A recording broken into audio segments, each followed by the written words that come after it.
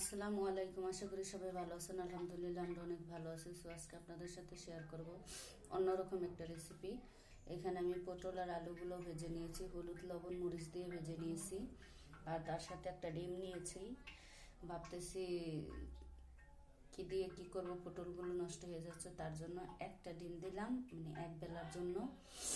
আর এই হচ্ছে ধনিয়া পাতা কেটে নিয়েছি। আর উপকরণগুলো দেখেন, হলুদের গুঁড়ো, লবণ, মরিচের গুঁড়ো, পেঁয়াজ বাটা, আদা বাটা, রসুন বাটা।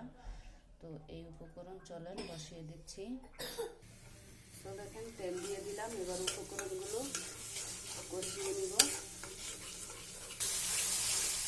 আমি ভিডিও শুরুতে বলতেছি আমার এখানে প্রচুর নেট প্রবলেম, নেটের তারগুলো নষ্ট হয়ে গেছে, এগুলো ঠিক করতে সময় লাগতেছে। এই কারণে আমার একদিন নেট পাচ্ছি, প্রত্যেকদিন পাচ্ছি না, যার জন্য আমি কারো ভিডিও দেখতে পাচ্ছি না, ভিডিও আপলোডও দিতে পারতেছি না। ভাই আমি এমডি বলি না, কারণ হচ্ছে নেট বিল দেয়, তাহলে এমডি কেন বলবো, তার জন্য।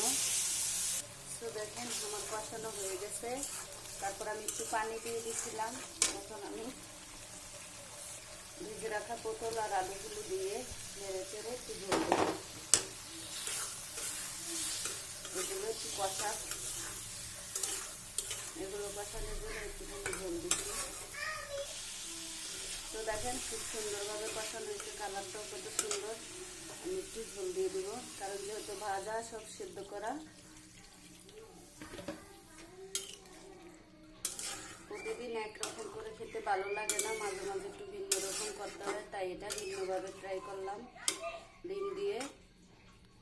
তো ডিমগুলো দিয়ে দিচ্ছি।